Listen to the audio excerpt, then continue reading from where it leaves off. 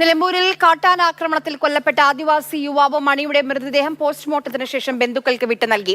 പൂച്ചപ്പാറ ഊരിൽ വൈകിട്ടോടെ മൃതദേഹം സംസ്കരിക്കും. അതേസമയം സംഭവത്തിൽ പ്രതിഷേധിച്ച് DFO ഓഫീസിലേക്ക് PV അൻവർ MLA നേതൃത്വത്തിൽ പ്രതിഷേധ മാർച്ചും നടത്തി. ഇംതിയാസ് കരീം നമുക്കൊപ്പം വിവരങ്ങളുമായി ചേരുന്നുണ്ട്. ഇംതിയാസ്, ഈ ആശുപത്രിയിലേക്ക് എത്തിക്കാൻ തന്നെ മണിക്കൂറുകൾ വൈകി. ആ പരാതിയുണ്ട് നമ്മുടെ മുന്നിൽ. പരാതി എന്നതിലപ്പുറം അത് യാഥാർത്ഥ്യമാണ്.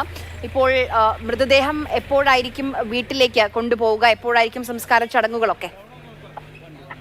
ആര്യ, ഒരു 15 മിനിറ്റ് മുൻപാണ് ഇത്തരത്തിൽ കാട്ടാന ആക്രമണത്തിൽ മരിച്ച മണിയുടെ മൃതദേഹം പോസ്റ്റ്മോർട്ടം നടപടികൾ പൂർത്തിയാക്കി ഇവരുടെ ഊരായിട്ടുള്ള പൂച്ചപ്പാറയിലേക്ക് ആംബുലൻസിൽ ഇവിടെ നിന്നും കൊണ്ടുപോയത്. ഈ ആംബുലൻസ് നെടുങ്കയം ഭാഗം, അതായത് കരുളായി ഭാഗം വരെയാണ് ആംബുലൻസ് എത്തുക. അവിടെ നിന്നും അവിടുത്തെ അവർ സ്വകാര്യ ജീപ്പിൽ വേണം ഇവരുടെ പ്രദേശത്തേക്ക് എത്തിക്കാൻ. അതിനുശേഷം പുഴ കടന്ന് വേണം കൃത്യമായി ഇവർ താമസിക്കുന്ന വനഭാഗത്തേക്ക് എത്താൻ. അവിടെയാണ് ഇന്ന് വൈകിട്ടോടുകൂടി ഇവരുടെ ഊരിലെ ആചാരപരമായ രീതിയിൽ സംസ്കാര ചടങ്ങുകളും നടക്കുക.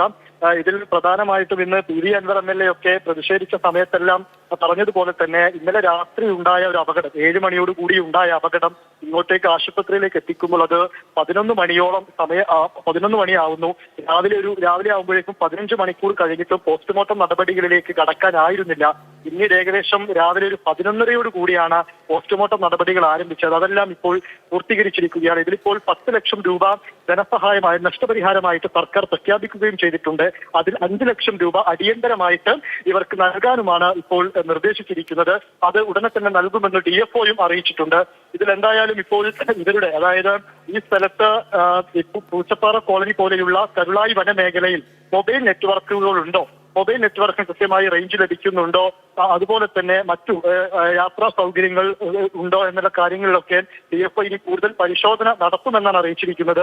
ഇത് പ്രധാനമായിട്ട് ഈ ചോലനായ്ക്കർ വിഭാഗത്തിൽപ്പെട്ട ഒരു ചെറിയ വിഭാഗം, വളരെ ചുരുക്കം എണ്ണം മാത്രമാണ് ഇപ്പോൾ അവശേഷിക്കുന്നത്. നേരത്തെ ഇതുപോലെ തന്നെ സമാന സാഹചര്യത്തിൽ കാട്ടാന ആക്രമണത്തിൽ ഇവരുടെ ഊരുമൂപ്പനായിരുന്ന മാതൻ എന്നയാൾ വർഷങ്ങൾക്ക് മുമ്പ് മരിച്ചിരുന്നു. അതേ സമാന സാഹചര്യത്തിൽ തന്നെയാണ്, അതിന് തൊട്ട് സമീപത്തെ പ്രദേശത്ത് വെച്ച് തന്നെയാണ് ഇപ്പോൾ മണിക്കും ആക്രമണം ഏറ്റിട്ടുള്ളത്. മണിയുടെ കയ്യിലുണ്ടായിരുന്ന കുഞ്ഞ് സുരക്ഷിതമാണ്. ഈ ആക്രമണം ഉണ്ടാകുന്ന സമയത്ത് മണിയുടെ കയ്യിലുണ്ടായിരുന്ന കുഞ്ഞ് തെറിച്ചു പോവുകയായിരുന്നു. ആ സമയത്ത് തന്നെ മറ്റുള്ളവർ, കൂടെ ഉണ്ടായിരുന്ന സുഹൃത്തുക്കളും ബന്ധുക്കളും ചേർന്ന് കുഞ്ഞിനെ സുരക്ഷിതമാക്കി. ഇതിൽ നമുക്ക് അതാണ്, മണിയുടെ കൂടെ കുഞ്ഞുങ്ങൾ ഉണ്ടായിരുന്നു. അപ്പം മണി ആ ആനയുടെ മുന്നിൽ നിന്നതുകൊണ്ട് മാത്രമാണ് ആ കുട്ടികൾക്ക് ഓടി രക്ഷപ്പെടാൻ സാധിച്ചത്. അല്പസമയത്തിനകം തന്നെ സംസ്കാര നടപടികളിലേക്ക് കാര്യങ്ങൾ കടക്കും.